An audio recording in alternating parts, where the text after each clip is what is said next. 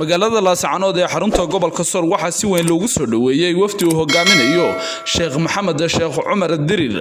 oo kamid ah haldoorka iyo culimada waaweyn ee dalka Jamhuuriyadda Soomaaliland waxaana sheekha iyo wafdiga looga hortagay deegaanka Canjiid iyadoo ay si weyn u soo dhaweeyeen culimaadudiin waxgarad iyo bulshada qaybaheeda kala duwan ee magaalada Laascaanood aan soo dhaweyno culimadeena waaweyn oo horeeyo الشيخ الوالد شيخ محمد شيخ عمر ديرر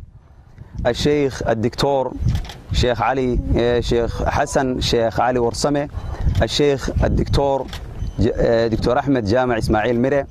iyo dhammaan martida kale karaamada leh qiimaha leh culimadaas oo ka soo kicitay magaalada Buuhoodle alla mahadi kadib waxaan u mahadcelinaynaa oo soo dhaweynaynaa culimada khiyaarta ah ee xaqiiqatan naga mudan wax weyn oo xaq ah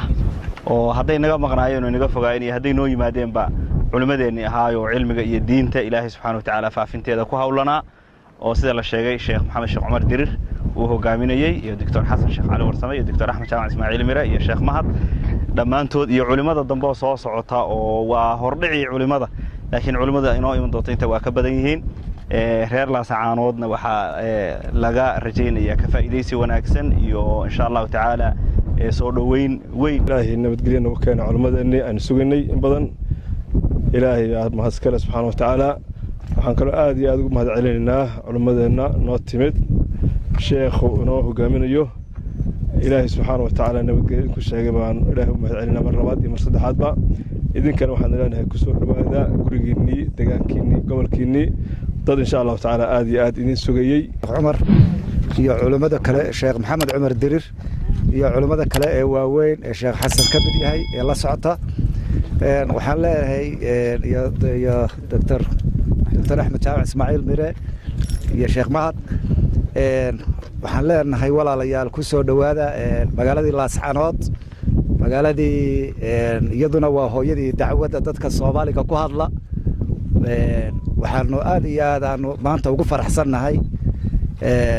nimaantika aad noo timaadeen Sheekh Maxamed Sheekh Cumar Dirir ayaa ka mahad celiyay sida weyn ee lagu soo dhaweeyay magaalada Laascaanood walaalayaal mahadsantihiin soo dhaweynta iyo bacadka xooga muddada taagnaydeen marka waa ku faraxsanahay anaguna inaan idin nimaadno malaha xooga u baan idinka yara raagno oo imka dhowr iyo 10 sano maaliman halkan marka malaha saasunba ayba rag uu soo batay kolayna waa nayara gaadeeno waxaan islaayday magaaladii baynu ayadin ugu tagay odayaasha meel dhaxun baan naga soo kaakacday idinka farabada maalan filayn soo dhaweynta inta la eegiyo marka kalgacal un bay sheegaysaa iyo xiiso marka aad iyo aad baan u mahadsantiin waxaynu soranaynana waxaynu isla tagi doonaa insha Allah magaalada dhexdeeda Allah idin barakeeyo dalka iyo dadka iyo idinkaba iyo dacwadaba Allah inoo barakeeyo jazaakumullahu khayran wa barakallahu fiikum assalamu alaykum wa rahmatullahi wa barakatuh liban qaran urbaanta qaranka Soomaaliland Laascaanood